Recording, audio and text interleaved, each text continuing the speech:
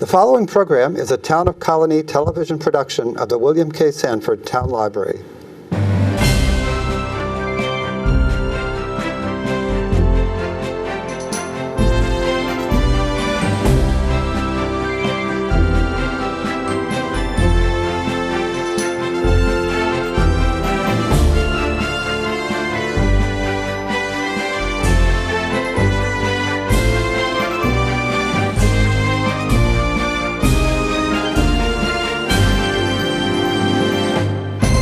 Hi, my name is John Salka. I'm the Communications Director for the City of Troy and guest host for this special episode of Getting to Know You. Thanksgiving is just around the corner, hard to believe.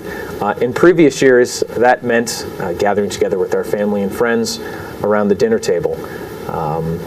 However, due to the COVID-19 pandemic, this year's holiday celebrations are obviously going to be a little bit different, and they're going to be keeping many of us apart. The same restrictions are going to be impacting the 2020 Troy Turkey Trot, the Collar City's premier event and one of the oldest and largest Thanksgiving road races in the nation. For the first time this year, the event will be held virtually using the latest mobile app technology, which is going to allow participants to race safely with others in real time from wherever they are on the planet, I think. The race also, as in years prior, continues to help raise valuable funds through donations from runners to support local charities that help feed hungry families and children in our community and provide warm shelter to the homeless. Registration is open now at troyturkeytrot.com. Our first guest today is Patrick Lynskey. He is the race director for the Troy Turkey Trot. Patrick, thank you so much for taking the time to be here. Not a problem. It's always good to see you, John. It's good to be seen. I'm glad you were able to fill in. We had George Regan that normally participates in the program every year. He had a car trouble, and you zipped down very quickly. You didn't run here, but you drove here. And, I did. And we're glad that you were able to be here on such short notice. Patrick has been the race director for the Troy Turkey Trot since 2008. So you've been doing this for quite a number of years. Yes, I've been involved with the race for about 12 years now in various capacities. Oh, in various capacities, okay. Yeah. But, great. So you've seen the race evolve from the versions of the past to sort of the premier event in the city for the last 12 years. So that's Absolutely. Great to have your perspective. Now, that being said, obviously 2020 is going to be unlike any other prior iteration of the Troy Turkey Trot due to COVID, this virtual version of the race. How is the Troy Turkey Trot going to be different this year than previous years? Well, just like it's impacted every aspect of our lives, I guess the pandemic has kind of made us rethink the way that we had to do the Turkey Trot this year. So we went through a whole process of how can we make this event still happen? Do we do something in person? Do we not do anything in person? And if we don't, and we go with a virtual type of event, what are some ways that we can really kind of make that the best experience possible for the people that want to participate? Because one of the things that we thought about is that people aren't going to be able to get together per se. Travels might be limited. People might not be coming home for the holidays like they normally would be. So we looked through a bunch of different technologies that are out there available, and we kind of honed in on one producer of an app, and we decided to go with that app company, and we created a Troy Turkey Trot app for the virtual version of the Troy Turkey Trot. And what that does is it allows you, wherever you are, at whatever time of day that you are going to run, on whatever course you decide to run on, you can race in real time with people from around the world, around the country.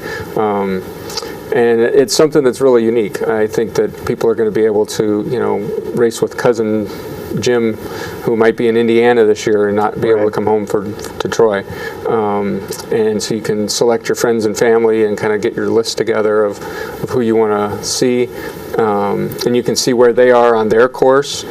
You can see where they are on the traditional turkey trot courses. Mm-hmm. So whether you're running the 5K or the 10K, or you're just walking the mile, or you're even doing the kids run, you'll be able to see an overlaid map of the traditional Troy Turkey Trot course. So you'll be able to see the, normally at this point you'd be running past the ale house. Oh, okay. And we'll have some verbal cues along the way as well. And so you'll get your mile splits, and you'll also be able to select your friends and family and see where is Cousin Jim compared to me. Like, I'm at the ale house, where's Cousin Jim? Right.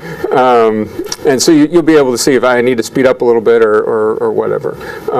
And that's pretty unique. And then you can also see your own map that you're currently running on your course and where you are in relation to the mile marks, and then also your friends and family.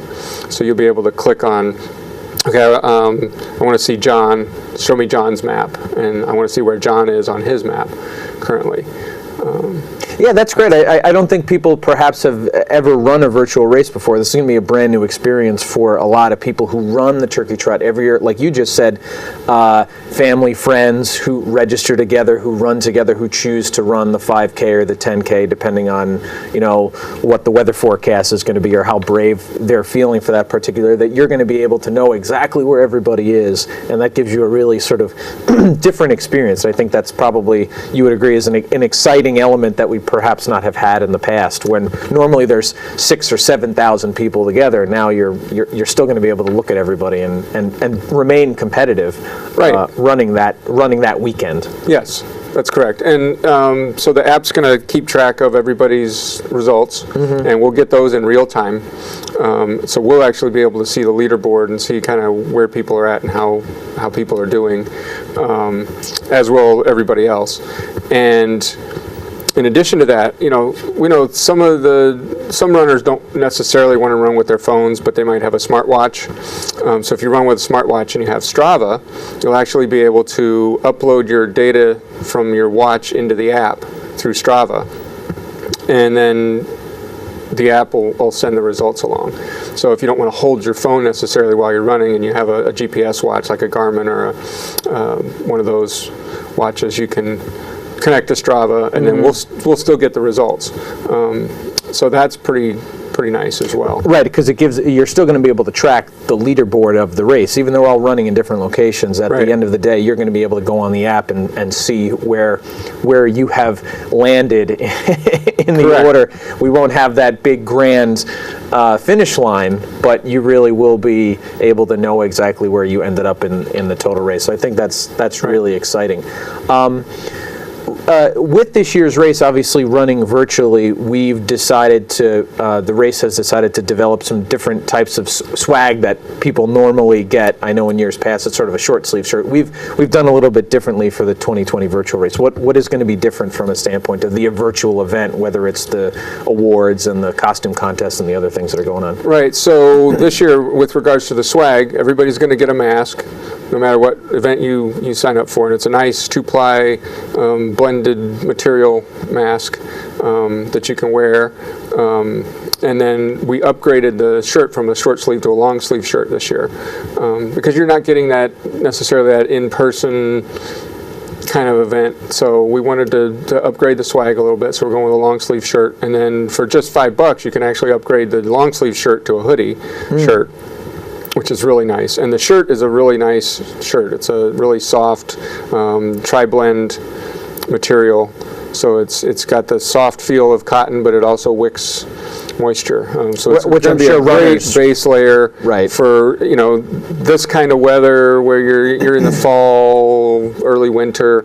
You could wear it just by itself, or even in the spring, and then you could wear it as a base layer with a jacket on top of it or a windbreaker or something, or you could just wear it to kick around the house and be stylish in your Troy Turkey swag.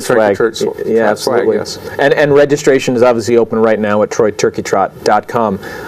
There's the virtual costume contest this year. I know there's some other things that are happening, but there's also going to be a live stream event on Thanksgiving morning, which will sort of supplement our normal race day activities. I think those who have run the race, or even families and business owners, etc., people in the community that come through to cheer on their family member, their spouse, their brother, their sister.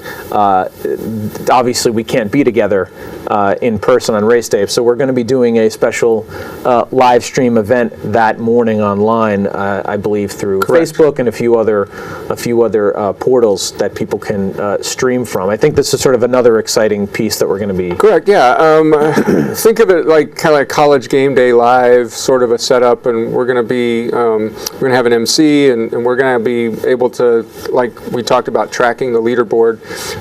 That's going to start. So the official start time for the Troy Turkey Trot this year is 10 a.m. Eastern.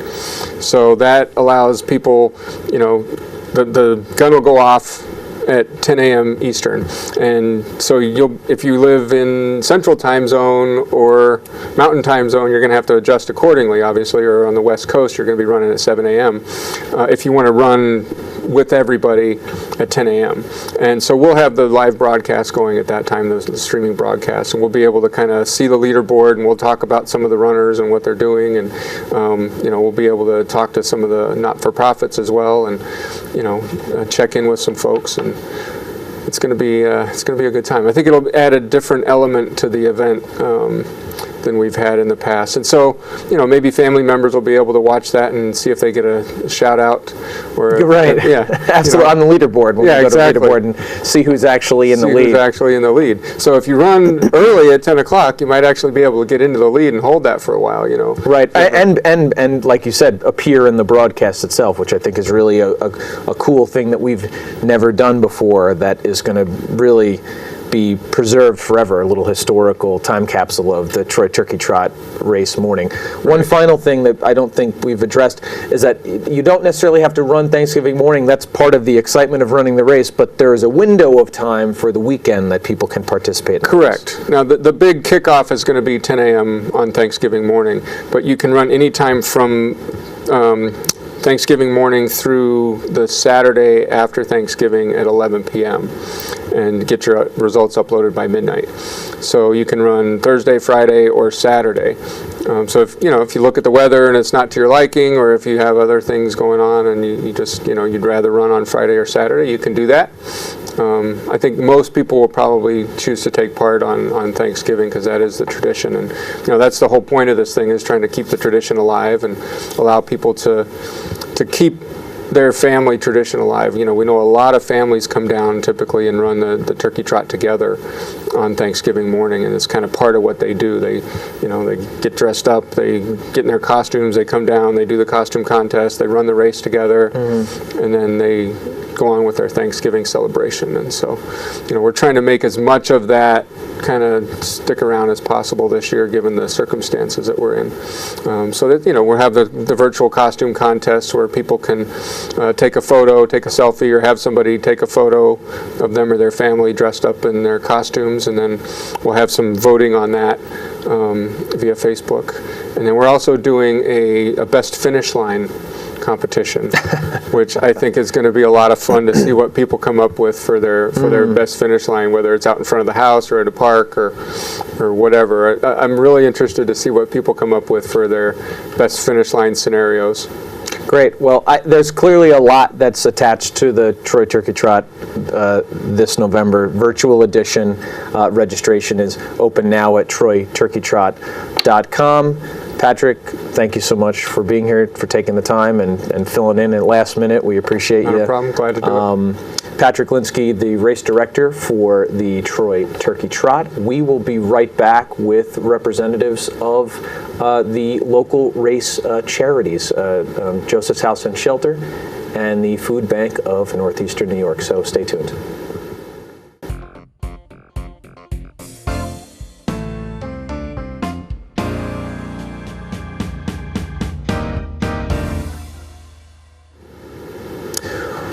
Welcome back.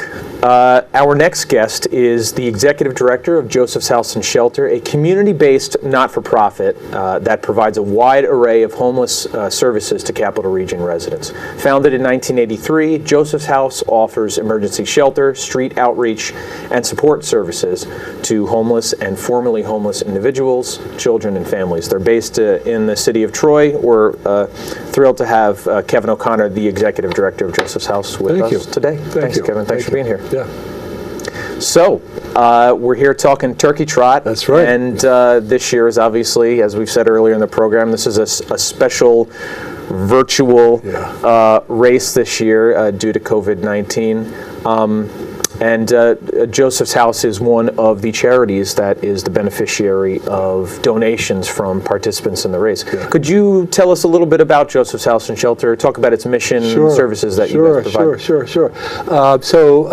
Joseph's House mission is to provide non-judgmental services to end homelessness. It's a huge, challenging mission statement, but it's one that lives well. We serve about 2,000 men, women, and children, either through our street outreach program in Rensselaer County and in Albany County, our emergency shelters, plural, that provide shelters for both single adults and families with children, as well as seasonal shelters, and our permanent supported housing. We have about 208 tenants in those programs.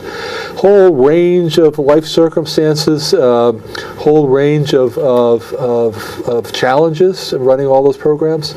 I think that a lot of people have impressions about who the homeless are, and I think there are a lot of myths about who the homeless are. Most of the folks, if you were to come into our shelter, you wouldn't guess that they were homeless. Because they're not the stereotypical, about 15 to 20% of folks that have been living hard on the streets before coming into the shelter and coping with a disability or a substance abuse or a mental illness. About 80% of the people coming to our shelter are people because of economic distress or other kind of circumstances that happened. Most people that come into our programs and use our programs have one stay, and that's it. The average stay in our shelter also is fairly brief. Last year, it was 30 days. And we do as good a job as we can helping people to move on as quickly as possible from homelessness into some stable community setting. For some people, that might be a treatment-focused setting, a substance abuse setting, or mental health setting. For other people, it's affordable housing. And that's a new challenge. It's not a new challenge, it's always a challenge, but interestingly, costs for housing and rental costs have been going up in our region. So that's an increased challenge that our staff have to cope with. But I think they're doing fairly well. We also have been doing a lot of great work in our street outreach programs. We've engaged more than 900 people so far, unique people, both mostly in the city of Albany and the city of Troy, who are staying in places not meant for human habitation.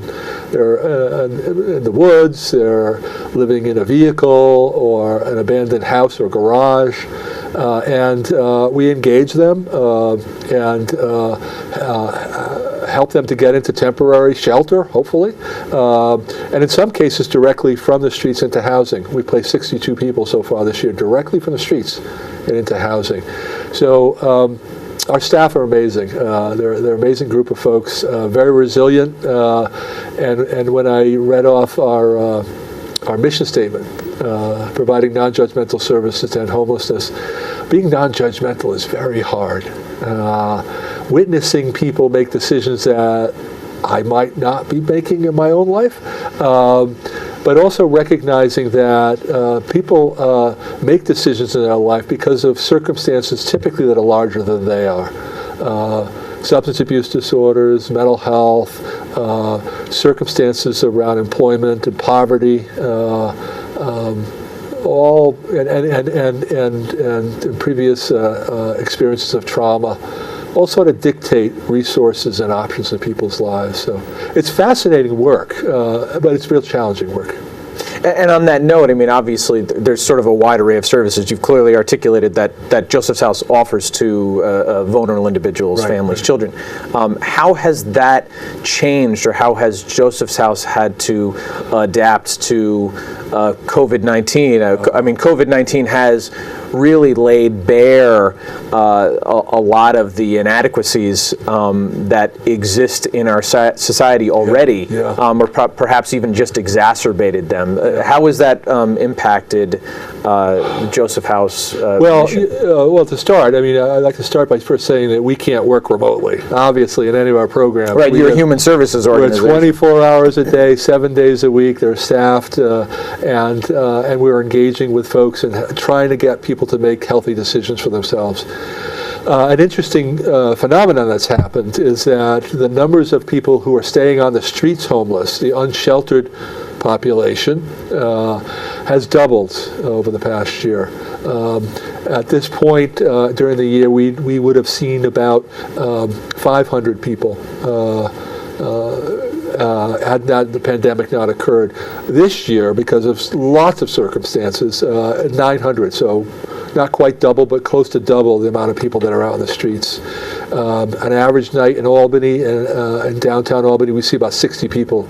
And an average day in Troy, we see about 30 people, 20 to 30 people. So there are a lot more people out there. So what we've had to do is expand, actually, our hours of operations to serve the number of people.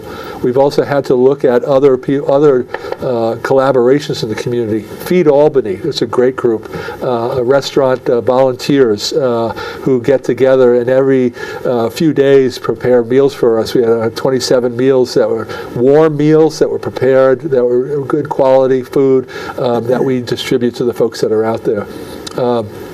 In Albany and in Troy too, the public bathrooms are closed. A lot of the businesses were closed, and so this population really needed sanitation. So we were able to advocate in getting a half a dozen public portable toilets placed around downtown, and we also purchased portable sinks that had hand sanitizers in them as well. You don't think this is a problem, but we learn from the people we serve. They had no cell phone, no way to charge their cell phones anymore, because the concourse in downtown Albany was closed, and a lot of businesses were closed, the libraries were closed, and there's no place for them to charge their phones. So we arranged and got some cell charging devices that are out there. Doing a lot of creative things to respond. In the shelter, and the shelters that we operate, our main thing was safety. So we called was de-densified, which is reducing space so that everybody has at least 6 to 10 feet across from each other. Our shelter's set up different than people's image. People's image of shelters is it's a large cavernous space with many cots. We're divided into bedroom-sized arrangements. So the maximum amount of folks in each bedroom will be 2. So we have reduced the amount of people staying in the shelter, and we have strict mask guidelines, and every time they go through, they test their temperature, hand sanitizers, and we've been very fortunate. I'm knocking on wood. In all of our programs, nearly 1,700 people we've served so far, we've only had one of our participants. I'm knocking again. Only one of our participants test positive for COVID. Mm-hmm. Out of that number, it's extraordinary. So I think what the staff's doing is extraordinary, and we're keeping people as safe as possible. We've hired more staff to do the cleaning. We've hired more housekeeping staff. We've purchased more supplies. There's a lot more need. So we're almost out of time here. I think we got about a minute and a half left. Obviously, participants, people who sign up for the Troy Turkey Trot every year, a big component of the race is donations. That supports our charities, not only Joseph's House, but also the Regional Food Bank of Northeastern New York. And now these donations are even more important this year with the virtual race, and particularly with COVID and the services that you have outlined now, the increase in need. How do donations from Trot participants help Joseph's House? The donations are very important to us. and it's a special race, and the donations are special to us.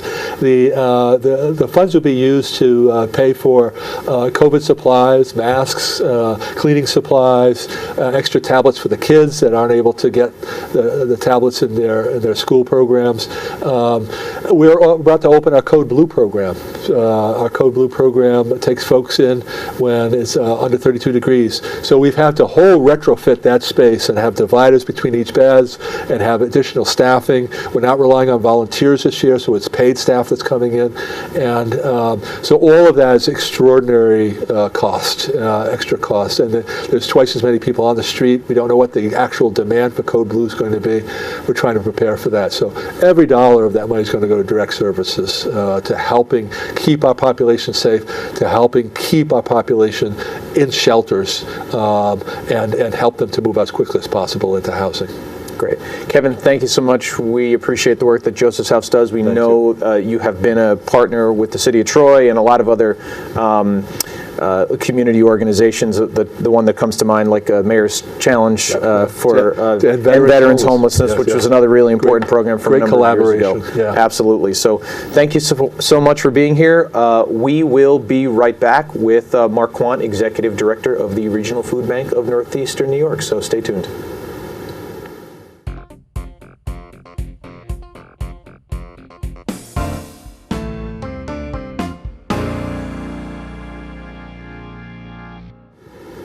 Welcome back.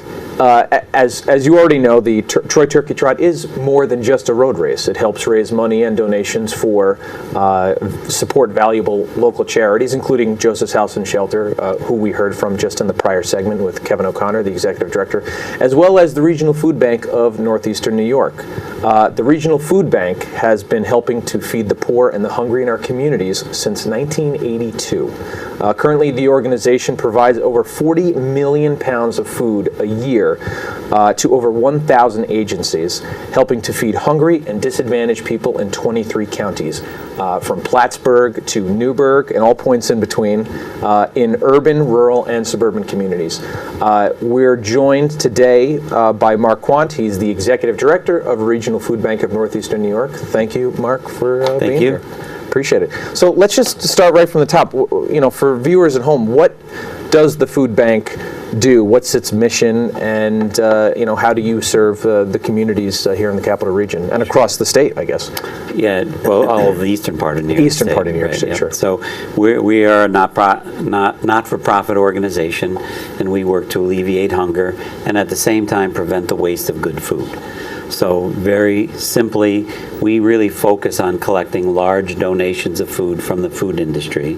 They contribute to us food that is still perfectly good to eat, but they can't sell it. So it might be that it was just an overproduction, a production error, a produce that's slightly imperfect, a product that's nearing its best if used by date, product in damaged packaging, lots of different reasons that food companies have product that they cannot sell, but it's still good to eat. So they donate that to us, millions of pounds of food every year, and then we provide that to food pantries, soup kitchens, homeless shelters, and many other agencies that are serving people in need in the eastern part of the state. So our area, we cover 23 counties. We go from the Canadian border down to the New Jersey border, and we have, as you mentioned, a little bit under 1,000 agencies that we serve, and every year through those agencies we're helping to feed over 300,000 people in need. That's a lot. It is. I don't think. I mean, do you feel like people don't have a full grasp? But you see the name of an organization like Food Bank Northeastern New York, but people may not realize the scale and the scope of the work that the food bank does. I think that's actually very common. Sometimes people confuse us with a food pantry, which does great work directly serving people in their community who have a need and provides bags of groceries to those families. We serve those agencies, so our service level is much grander in scope in terms of providing assistance to those agencies. So I think sometimes people confuse us maybe as a big food pantry. We're not. We don't serve individuals directly. We serve the agencies that serve those individuals. But even people who I think have an understanding of that, when they actually come to the food bank and they walk into our warehouse, I'd say it's pretty much inevitable that they will look around and say, I had no idea that you were this big or that there was so much food, and it really, I think, is a surprise to people, because we have a nice warehouse on Albany Shaker Road. It sits back from the road a bit. I don't think people can really see the building, but once you walk into that warehouse, it's 30 feet high and a 70,000 square foot building, big freezer, big cooler. It's enlightening for people when they see it. Yeah, absolutely. It is a big facility. I've been there myself Okay, and helped yeah. distribute some Yep. food over the years. It is impressive in the scale and the scope. So obviously this year has, from a 2020 has the year of COVID, I guess perhaps we can call it, really has upended the way that we interact with one another, whether we can be in physical presence in large groups and using masks and PPE. How has COVID affected the Regional Food Bank of Northeastern New York's mission and services? I mean, obviously everyone is dealing with it in a Yes. different way, but I'm sure you have a unique story to tell when it comes to Well, it's distributing. impacted everybody, right? In every organization in one way or another. In our case, we know the date. March 16th was the date that everything changed for us. So just that prior weekend, everything started to close. I remember Friday must have been the 13th of March, Friday the 13th, that we got the word that the schools were closing, Right. and that the word came down that businesses were going to have to shut down. And we knew right then and there that the need was going to be much greater than we had experienced to that point. So we were always busy. We're always providing large-scale food assistance. Last year was our largest year ever. We provided over 41 million pounds of food. We knew that starting on March 16th, everything was going to be different. We immediately geared up for that, and we let people know we're here. Fortunately, we hit that date with a strong inventory in stock, so we knew we were in good shape to respond. And so we put that word out there. So immediately, our member agencies started getting more people coming to them for help. So they had to provide more bags of food, which meant that their supplies were dwindling. They were then ordering more product from the food bank. So that distribution went up. As I mentioned, we cover a large geographic area. We started going, we do deliveries out into different parts of our service area. Not everybody comes to our building. We went in some areas from sending regularly a tractor trailer load to all of a sudden it was 3. So that increased. At the same time, we started getting calls from Albany County, Schenectady County, City of Amsterdam, other local groups that said, we have people in our community who are really struggling and we know things are going to be tough. And with the government agencies, they had people quarantined. People couldn't leave their homes. They were required to stay there, and they had to make sure that those people had enough to eat. And they couldn't go out shopping, so the county governments had to make sure they had something to eat. So we started getting all these calls. We started providing food donations to those groups, and then eventually that whole process evolved because people couldn't gather, they couldn't get in lines. It began to evolve more into a drive-through effort. So everybody's seen them on TV throughout the country. We would send the food to these different locations, rural areas, city areas, and people would come to them mostly in cars, and they would get in line and they'd go through, and then the volunteers would put each item in their trunk in a box. And so we started doing a lot with the new normal. Yeah, right. Well, the new normal. I hate that term, but I know. It is for right now. It's what we experienced. We also learned very quickly. We had just started a program where we began to provide food assistance directly to seniors above and beyond what we normally do through the pantries. And so it was just beginning, but everybody knows seniors were probably the most impacted. So seniors were in a position, they weren't comfortable going shopping, they weren't comfortable leaving their homes, they were encouraged to stay in their homes, which meant that they were going to run out of the food they had. So we started ramping up that program. We started getting calls from a lot of senior housing units, especially low-income senior housing units, asking if there's anything we could do. We started beefing up. So immediately we went up to 25 different sites that we were providing assistance to. Then we had the opposite end, the kids. We have a backpack program that helps children on weekends. So during the week, they can get their breakfast and lunch in school, but when the weekends hit, there are a lot of low-income children who never really know exactly what's going to be at home. They may have some food, they may have no food. So we do the backpack program to provide them with bags of food on the weekends to help them and their families. Well, the schools were shut down. How are we going to get that food home? The kids would always take it home. We were in contact with the schools, and out of the 250 schools that participated in the program, 235 not only kept the program, but expanded the program. And we were able to provide even more and better food through that program, and they did direct delivery themselves. So we had a lot of things going on in terms of the food provision. At the same time, donations were all changing. Some went down, some went up. A lot more perishable food. We had to eventually rent off-site storage for cooler, because we had so much more refrigerated product that we had to handle, which is good because it was produce and dairy, but we couldn't even fit it in our cooler. And then we had the big situation with our volunteers. We depend, you mentioned you had volunteered, we depend very heavily on volunteers, but every group that was scheduled to come, they had to cancel. No groups were coming. We couldn't really fit enough volunteers in our warehouse. We could only really handle about 10 at a time to be properly socially distanced.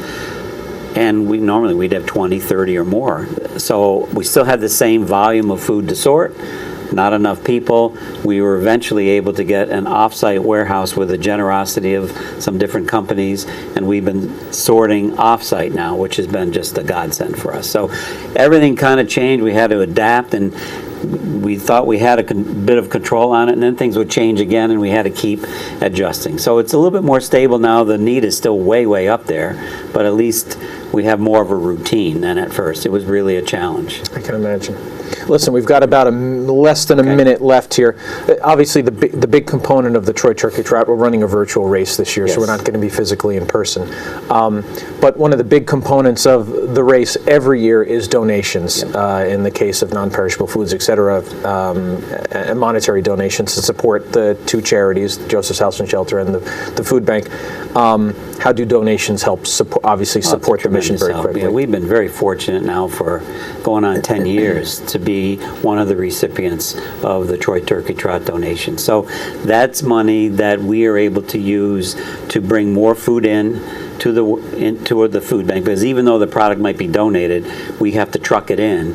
We got to get it in. We have to, as I mentioned, volunteers to sort it, but we have staff that have to oversee that. So it's really, that money will help us get more food in the door, get it set so that we can get it back out to our member agencies. So it's really a critical source of funds.